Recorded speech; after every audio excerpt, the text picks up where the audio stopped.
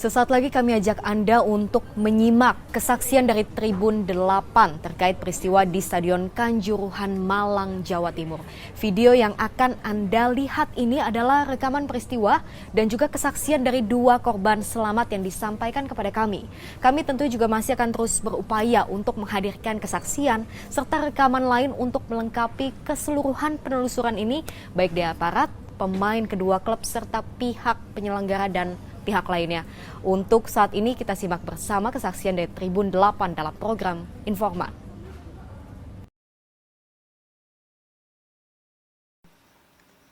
Nama saya Galang, saya Aremania dari Pandan Landung.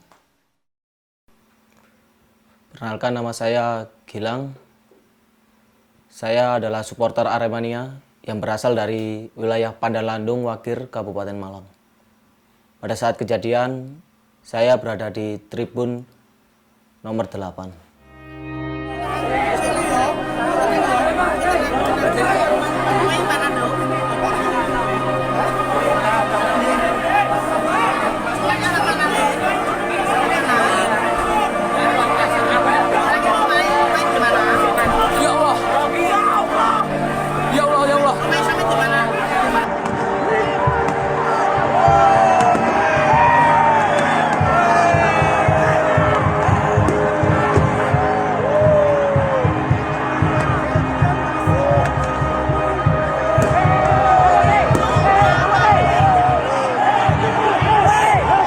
Tribun 12 itu ada tembakan, tapi kelihatannya tembakannya gagal gitu. Terus diulangi lagi, akhirnya ada yang masuk ke tribun berdiri di selatan, di tribun 12 ya.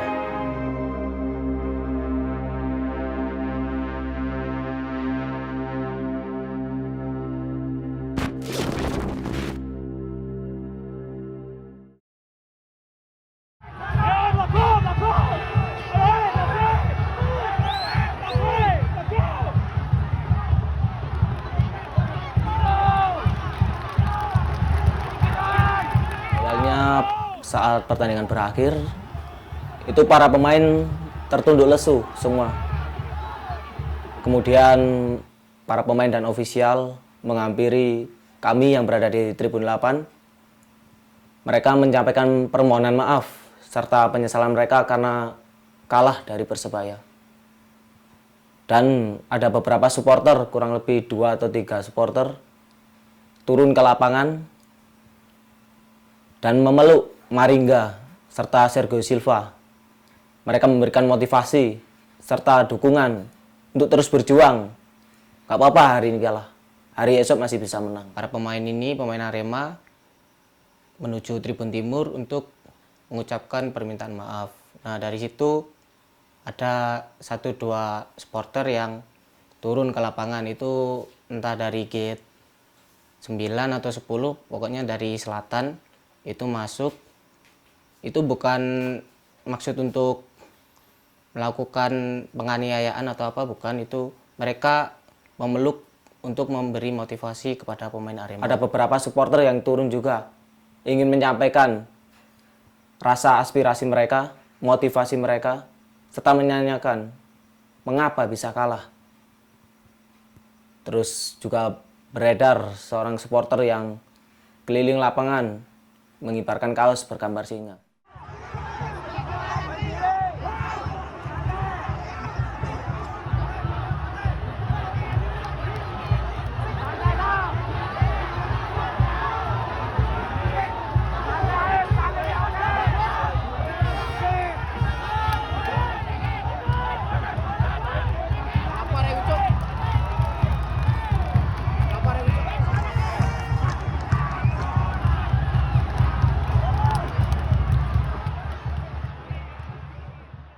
Nah, terus ada lagi yang masuk mengibarkan kaos bergambarkan singa.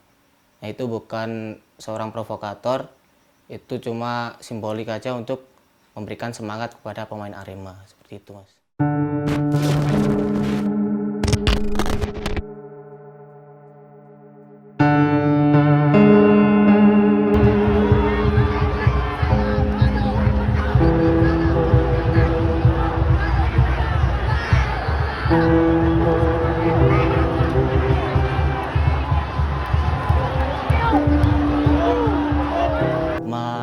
Mainnya kurang sangar, mainnya kurang sangar. Kalahan ini pukulan telak bagi supporter karena rekor 23 tahun tidak pernah kalah dari Persebaya di kandang pupus di situ.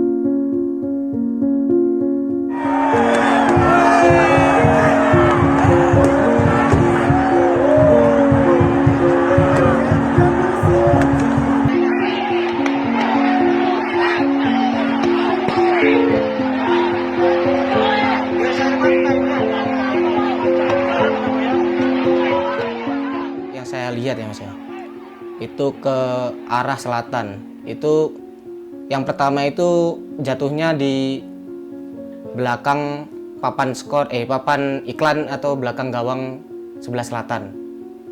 Tribun 12? Yang belum sampai tribun 12 itu ada tembakan tapi kelihatannya tembakannya gagal gitu. Terus diulangi lagi, akhirnya ada yang masuk ke tribun berdiri di selatan di tribun 12 ya. Itu pertama kali tembakan gas air mata. Iya betul. Itu gimana suasananya pada saat itu yang Mas Galang lihat? Kalau yang saya lihat dari teman-teman itu yang di tribun selatan ya, itu yang di atas pagar langsung turun semua itu. Mereka panik, mereka langsung menuju tribun yang ada pintu keluarnya gitu Mas. Nah, terus yang saya terima informasinya sampai sekarang itu ternyata pintunya ditutup Mas di situ, dikunci. Jadi teman-teman dari yang manjat di pagar itu ke atas tribun, ternyata pintunya dikunci, mereka berniat balik lagi ke lapangan untuk mengamankan diri, tapi ternyata sama petugas justru disikapi dengan dipukuli dan sebagainya gitu Mas. Akhirnya banyak teman-teman yang memilih loncat untuk menyelamatkan diri lewat gerbang yang besar, gerbang Garuda kalau nggak salah. Di tribun berapa gerbang? Di sebelahnya pintu 9 kalau nggak salah Mas. Itu Mas Galang lihat? Iya, saya lihat teman-teman berlarian ke sana, tapi saya belum sempat lihat bisa keluar atau enggak. Saya belum sempat lihat karena saya ada di tengah-tengah tribun 8 itu, di bawah papan skor. Mas Galang di tribun 8 sampai kapan? Saya sampai ada tembakan gas air mata ke arah tribun 6. Ke arah tribun 6 di sebelah utara saya. Nah, itu langsung mengarah langsung ke supporter itu, tembakan gas air matanya. Terus yang dari utara itu semua pada berlari ke selatan, saya pun ikut berlari ke arah pintu keluar di gate 9.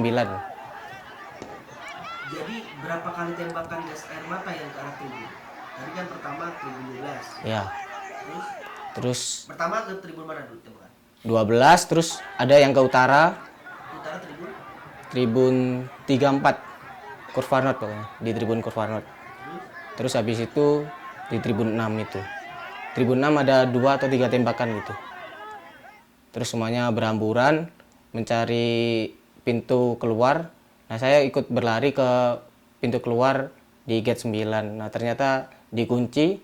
Saya mencoba lewat manjat pagar di depan, sudah nggak bisa, sudah banyak petugas yang di situ. Akhirnya saya kembali lagi ke 8, terus saya lihat di 6 itu kelihatannya pintunya dibuka, tapi asapnya mengepul di situ.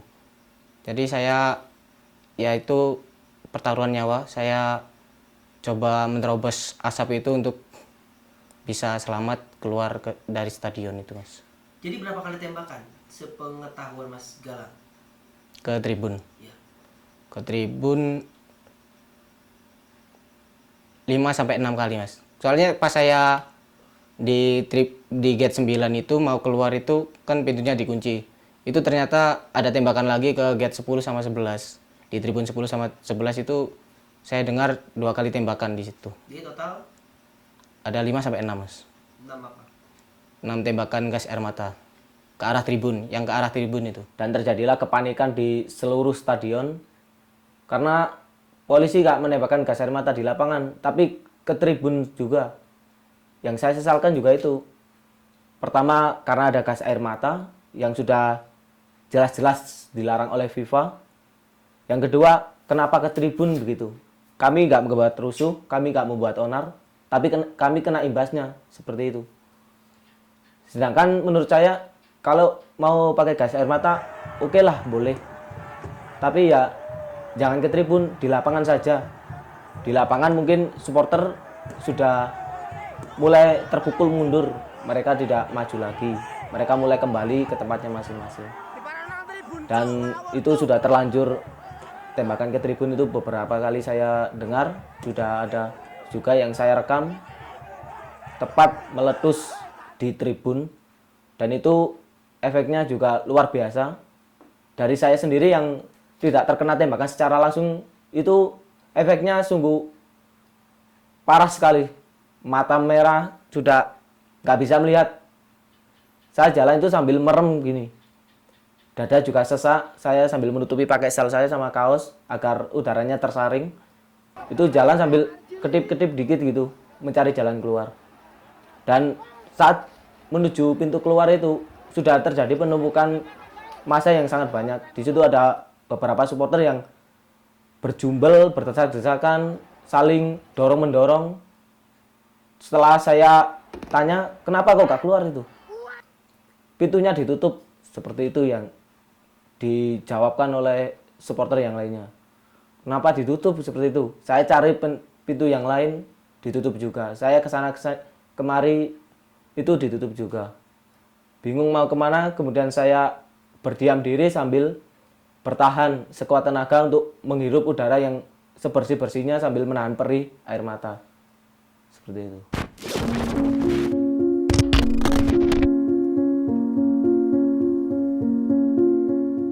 Saya lihat sendiri ya, itu tribun 9 karena saya dari tribun 8. Tribun 8 itu terkunci atau enggak saya kurang tahu, tapi terlihat banyak kerusakan di situ dan ada ambles di sekitaran tangga turun gitu, jadi nggak bisa dilewati. Terus saya ke gate 9 itu ternyata dikunci.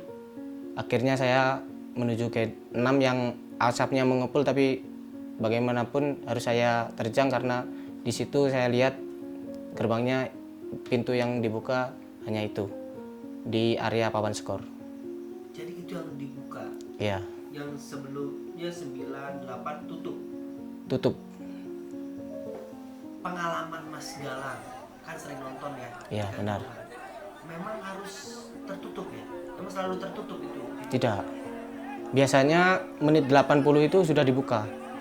Menit 80 itu pintu stadion sudah dibuka, tapi nggak tahu itu sampai peluit akhir dibunyikan kok masih ditutup gitu.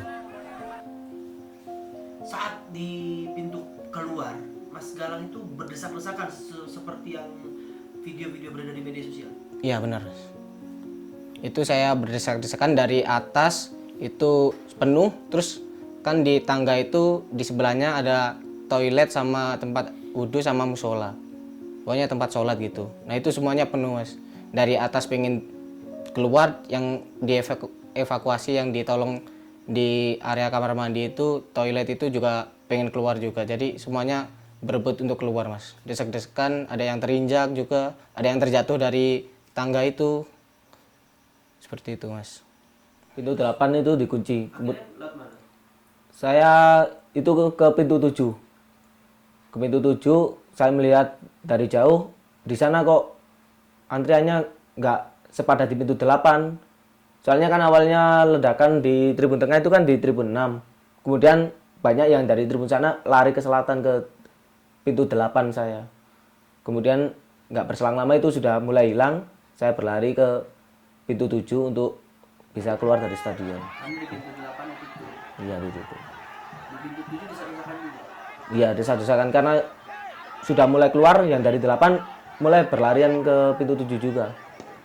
Terjadi dorong-mendorong. Itu setelah penembakan ke arah tribun 6. Iya, setelah itu. Saat itu kondisi gimana tuh? Pada saat keluar tuh desak-desakan seperti apa sih? Ya, desak-desakannya kami bukan seperti naik tangga apa turun tangga biasa. Ya, kami saling dorong ya. Yang dari atas itu udah mau kayak jungkel gitu jatuh. Kemudian nimpa badan kami nimpa yang depan. Kemudian yang depan udah nabrak pintu kejepit gitu gak bisa keluar. Ditambah lagi yang belakangnya ingin keluar.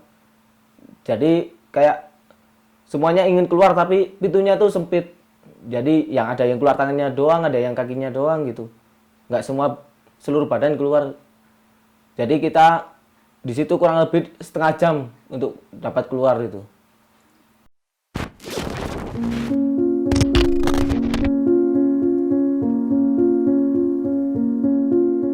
Keluar saya di situ disediakan sama ibu-ibu yang berjualan di situ, ada seperti apa, mbak berisi air gitu, disilakan untuk mengambil. Saya langsung ambil buat cuci muka seperti itu karena perih mas, di mata itu perih sama area wajah itu perih semua. Jadi saya basuh dulu muka saya, setelah mendingan saya coba untuk ke parkiran ya. Parkiran saya parkir di sebelah utaranya lapangan basket di situ. Saya lihat di depan pintu masuk yang besar di gerbang Stadion Kanjuruhan itu udah ada kepulan asap gitu mas. Saya lihat udah ada api berkobar gitu. Saya belum tahu itu sebelumnya ada apa itu. Terus saya coba mendekat, ternyata truk polisi sudah terbakar di situ.